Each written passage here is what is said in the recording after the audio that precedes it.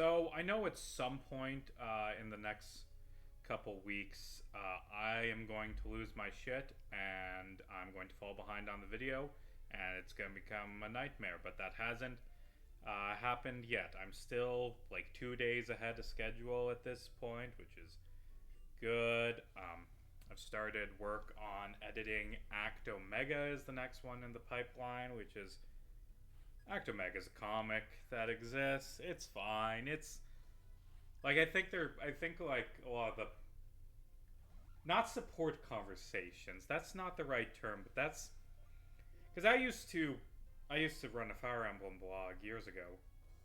I never finished like Fire Emblem Fates, but anyway, like I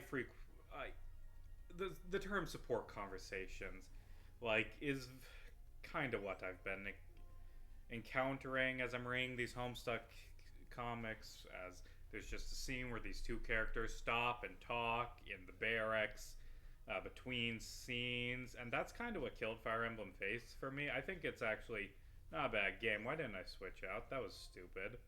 Fire Emblem Fates isn't a bad game, but like, oh god, it just trying to read every single support conversation in that game killed it for me. It's what killed that blog. Is I just got so goddamn sick of supports, and I don't like half the cast in the game. And I think the support writing is very hit or miss, and a lot of them are bad. There's occasionally a really good support conversation in Fire Emblem Fates, but yeah, that's what killed that game and that blog for me is writing and recapping, reading and then recapping every single support conversation in Fire Emblem Fates for that blog, and that's what it feels like as I'm writing this video, and I've fallen into the just I can't do this any longer. I am so sick of this. I've fallen into that with this is a surprisingly tough Simisage. I've fallen into that part where this is awful. I don't want to do this anymore for Double Death of the Author. But no, Act Omega is not bad. It's I think the overarching like plot line, like core concept of it, like what if the fight with the Condents round two and just keeps going? That's terrible. I don't care about this fight even slightly. It adds absolutely nothing to the story. I do not care about the fight against the Condents. I think it is a very structurally flawed comic. But I just said the bad thing. Now I'm going to say the good thing. I think that Act Omega has some really good character writing in between the boring fight that goes nowhere. I think Joyful Dreams does an amazing job writing Calliope, probably the best job writing Calliope of any of the comics I read for this video. I love her romance with Roxy. I love her standing up to Caliborn. I like some of the ideas that were set up at the end of the comic before it went on indefinite hiatus. I don't hate Act Omega. I think it's fine. It's very middle of the pack. I think it's a bad overarching plot, but I do think that it has some good character writing for those specific characters. And yeah, I'm editing Act Omega. I think I'm like 6.5 minutes into it. It's going to end up being, when it's done, it's going to end up being like 25, I think. And after that, it's on to Act 8, which I can. Oh, that is just. It's nothing but support conversations. It's endless lily pad conversations, is the term I do in the video, and that use in the video, and that is to its detriment. But Act Omega isn't, or Act 8 isn't the worst one, and Double Death of the Author, I just took a step back this week. I started working on the secret final ending and the emotional climax of the video just so I could get away from Double Death of the Author and work on something else. And I know at this point that I'm disobeying my own advice, because I say early in the video, what you do if you don't like a comic is you stop reading it. But now I'm obligated by this video to keep reading it. And it's 300,000 words, and so very little of it is good. And honestly, I think that 300,000 word estimate is maybe too low based on the amount of things that have the length of these conversations that I'm read. But I don't have any ability to like check that. But I'll get it done. I'm 6.5 hours into the writing process. As in, I have written 6.5 hours. It's taken hundreds of hours. of work on this video total. I've got about a quarter of it done, which is bad because I'm done with my first of the 3 months I'm working on this video, and I only have a quarter of the video done. But also, I did the Batman video this month, so I mean, I'll be faster next month. I have time to catch up and go faster, you know? But yeah, I am just slightly behind. Well, I split it up. Like, I'm doing this part this week, this part this week. I'm still slightly ahead of schedule on that. I just worry that I haven't done enough in the time that I've been working on this, you know? Don't protect on me, you fucker. You fucker. But that's enough about the Homestuck video. I'm working on it. I'll get it done. I've put enough work into it that I have, like, that fallacy, the, like, gambler fallacy. That's not, there's an official term of it, but I don't know. I'm into it. I'm gonna get this video done. So last night, I should have edited, but, like, I just, on a whim, there was this story that I'd heard recommended, like this novella that it just been sitting in my bookmarks for a long time that I had to read. This guy's heard great things about it because it was written by Tumblr blog I follow, and they said it was a good story, and I read it, and it just, holy shit, it was so fucking good. Hold on, let me double check what it's called. Copy Paste by Darren Adala is just a novella I read last night that was like a fucking masterpiece that I highly recommend. It was excellent. The basic plot is that there's the sole survivor on a space colony after everyone else dies, and well, we've got the teleporter that's supposed to transport me home, but it isn't working. But I mean, based on how like Star Trek style teleporters work, if I do some modifications, I can turn this into a perfect cloning machine and make a colony that is composed exclusively of myself. And she does that, and just the breakdown of who she is as a person as she's cloned this many times, and the clones start going different ways, and all the implications this has. It's just such an excellent, and it's like really going deep into the implications of if you could just clone yourself, make copies of yourself. And it isn't like oh no, the clones are degrading so they're evil or any of that bullshit. It's like, no, it's trying to be realistic and examine the explanations, and it's so good. Excellent fucking comic. I could talk about some of the plot points in it, but I don't want to spoil it. Just go fucking read that story. It's so goddamn good. Copy Paste by Darren Adala. Edala is that last name. That was really, really good. I don't know. In terms of media, I'm just kind of, oh no, a triple battle. Oh no, I've been avoiding these. I didn't fight the guy who does, the biker guy who does triple battles, because I don't. Okay, triple battles can screw you over in a Nuzlocke. That's fine. I hit Swoobat. I hit you, and I double hit Swoobat, because Swoobat's the only one that can do super effective damage, and it could. Okay, it understands that this is a dangerous Pokemon, but ooh, you should have protected the Swoobat.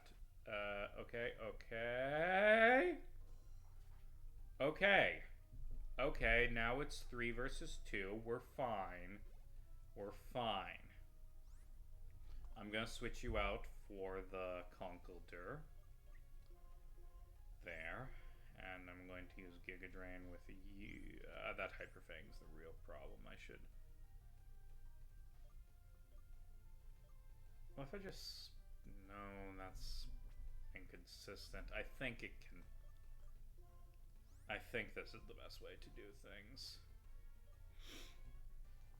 So what I did today is like a human interest story for my journalism job. Is I interviewed a 109-year-old woman, and it was.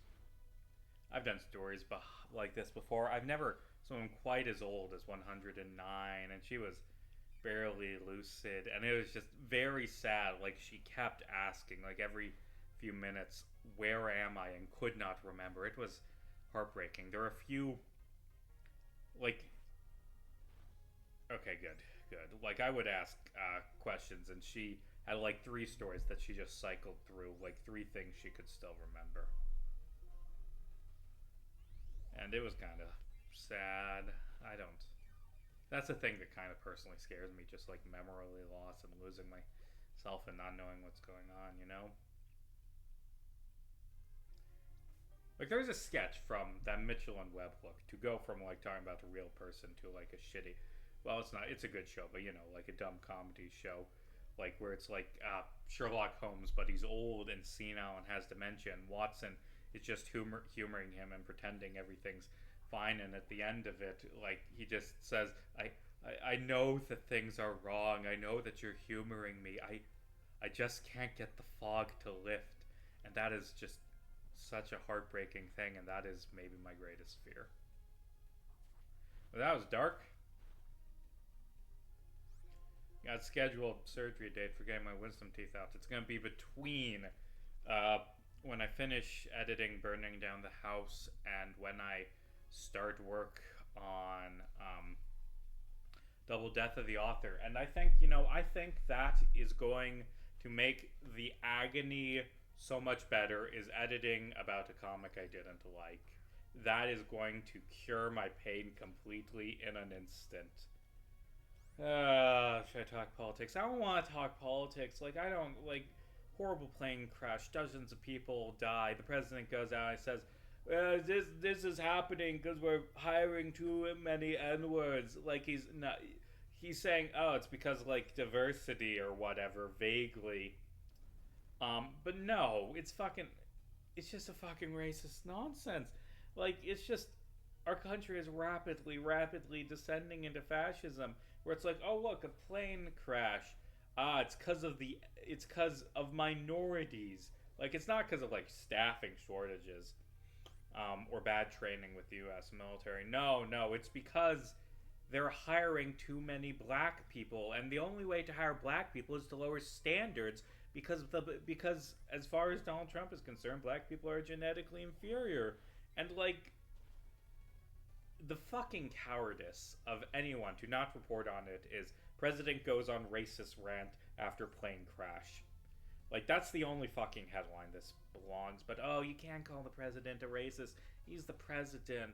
And honestly, maybe you shouldn't call him a racist, because I have a feeling pretty soon that's going to start getting your network shut down by the government. He's going after PBS and NPR right now because they've been critical of him, and I mean, those are partially publicly funded, which is why he's allowed to do that, but I would not be shocked. Like, he's talked about taking away the broadcast licenses of cable networks that have criticized him before. Like, we're rapidly fucking descending into fascism.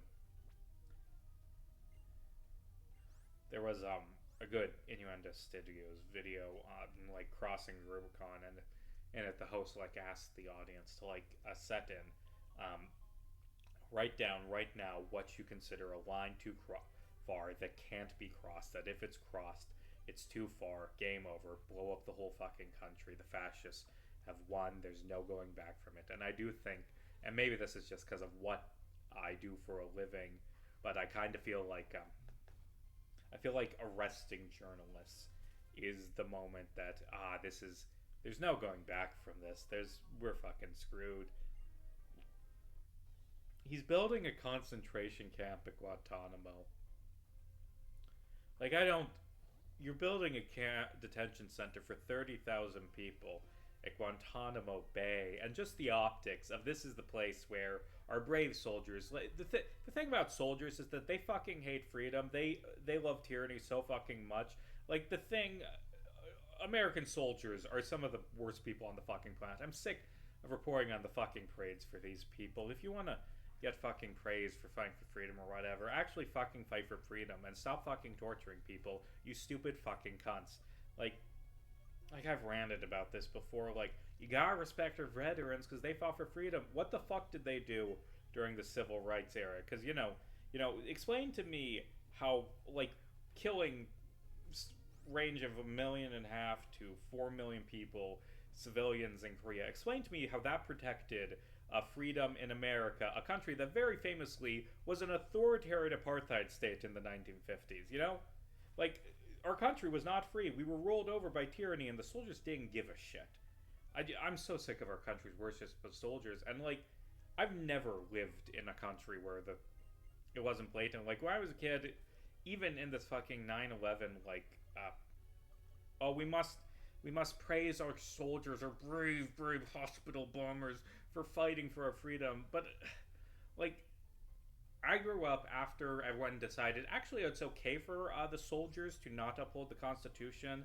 It's okay for them to have a secret torture prison where they hold innocent people for years without trial and torture them because our soldiers are sexually turned on by torturing human beings. That's the only fucking reason, because they never got any fucking information out of it. The only thing I can conclude is that they're fucking turned on by it. They enjoy torture is the only reason they would fucking do it.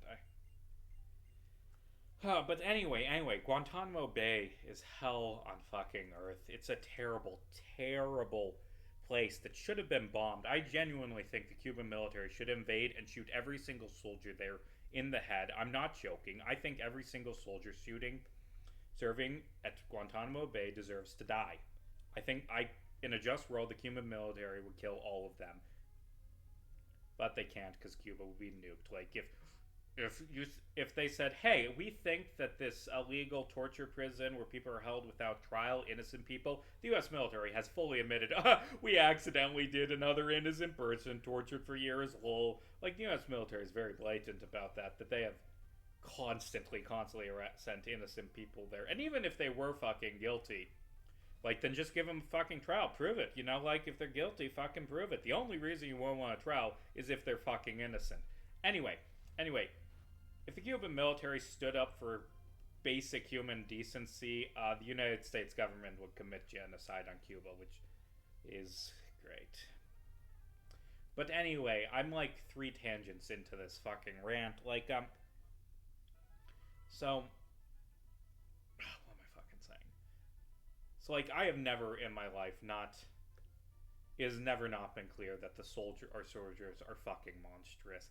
Like, I have never believed that they fight for our freedom because, like, as a child, grew up in the era where the military said, we hate freedom, we love torture. Like, a thing that fucking pisses me off every time I fucking see that flag is that stupid fucking black and white conspiracy theory POW flag about how terrible it is that Vietnam is secretly holding American POWs, you know, like the real Seymour Skinner, that episode of The Simpsons. Like, just this stupid fucking conspiracy theory that wasn't fucking true. It's just dumb fucking bullshit that, like, hold on.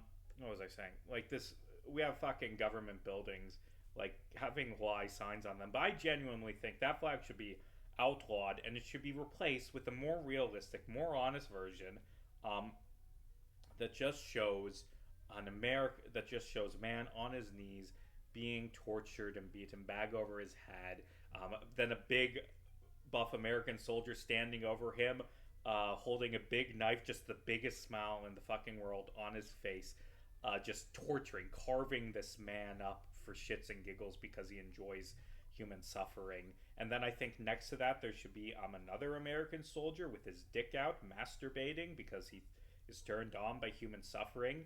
And then I think in bold text it should say, we love torturing POWs. And I think that should be flown in front of every single VA in the country. I think they should be required by law to fly that flag. I think they need to be honest about who they are and what they're fighting for. I think we need to be more honest that our soldiers hate freedom, that they're fucking cunts, that they're violent savages, and that they should be shot in the head if they served at Guantanamo Bay. But anyway, that's my opinion on Guantanamo Bay, and that's why Donald Trump is choosing it for his fucking Dachau. That's why he's building it at Guantanamo, because he knows the fucking history of the place. He knows what it represents when you send people who, again, this is going to be people sent there without trial, because He just passed that they can deport people without any trial on suspicion of a crime. Yes, are they actually immigrants? Well, this Lake and Riley Act says that actually we don't have to have trials. We can just preemptively deport them because, well, don't you think it's terrible when children are killed by non-whites? Like, here is this anecdote about a person being killed by a non-white, which is why we need to round up all the non-whites. No, this isn't racist, but don't you feel sympathy for this girl? And why I have to fucking say to that is there's a guy who went to my fucking high school who beat a baby to death with his bare hands. Guy, year older than me. I don't know him that well. His sister was in my class. His grandparents are friends with my parents. Like, this guy I know beat a baby to death with his bare hands. And I don't remember the fucking baby's name. It was years ago. But, like, let's say Lil Timmy. Let's say we are making the Lil Timmy Act that says that we can rock up white teenagers for any crime without trial for the rest of their lives. And you'll say, like, hey, that sounds fucked up and unconstitutional. Well, what about Lil Timmy? Don't you know that white Christians from rural Iowa are genetically inferior? They're inherently criminal? Because, I mean, look at this case of this guy you went to high school with beating Lil Timmy to death. Like, poor Lil Timmy. Aren't you sad about Lil Timmy? Don't you think the death of Lil Timmy justifies walking up all the white people? No one would fucking say that because, I mean, God, I don't fucking give a shit about Lake and Riley. I don't fucking care. I think her parents are pieces of fucking shit. Like, I think our daughter's dead. Well, now we can be awesome. Now we can be racist. This is awesome. I want it to be a fucking Klansman, and now no one can judge me for being a fucking Klansman and being a white supremacist because my daughter's dead. Fuck that guy. I'm glad you know what? Fuck him. Eat shit. Fucking bastard. I think Lake and Riley's parents are pieces of shit who should be spat on. Oh, I'm in a fucking mood today. Like, it is an undeniable fact. It is an undeniable fact. There is study after study proving this. White Americans commit more crimes per capita than immigrants. So if you want to stop crime by locking up a fucking ethnic group, lock off all the fucking white Americans.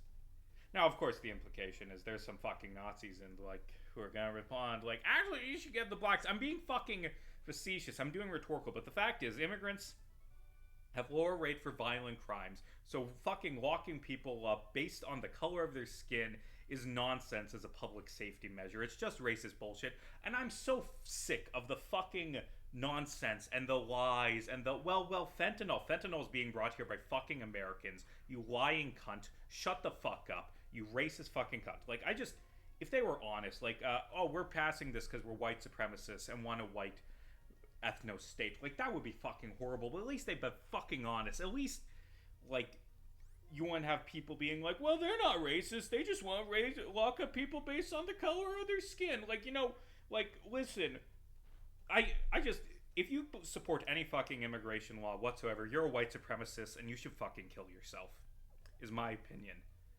I'm fucking sorry.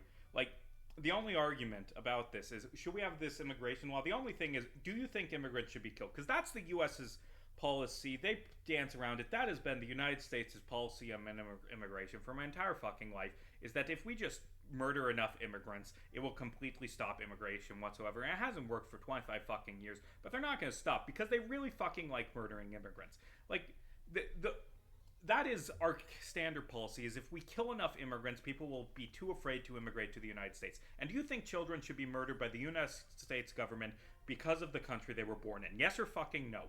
If the answer is no, you support open borders. If the answer is yes, you're white supremacists who should hang themselves right fucking now. I'm so sick of this shit. They're building a fucking concentration camp at Guantanamo fucking Bay, and people aren't fucking rioting. The conservatives, they're fucking like, yes, lock up all those non-whites, fucking gas them. Like, I'm so fucking sick of having to treat these people with respect. I'm so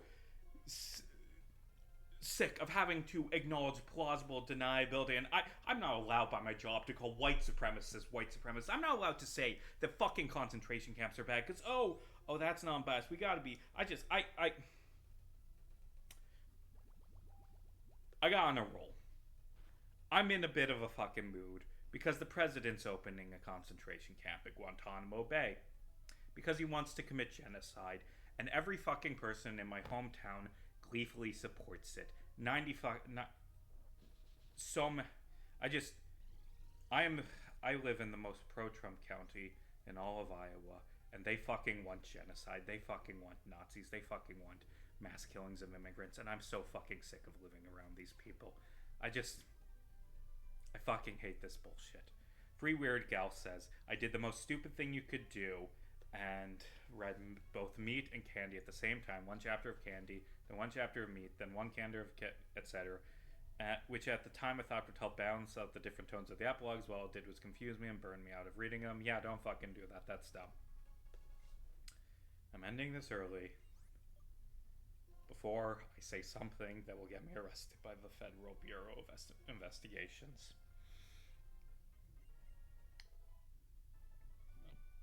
The message of the famous poem, the message of the First They Came poem, is you don't let them come for anyone. And unfortunately, pretty much everyone I know thinks, well, if only they had stopped at the socialists, then the Nazis would have been cool, is what people think.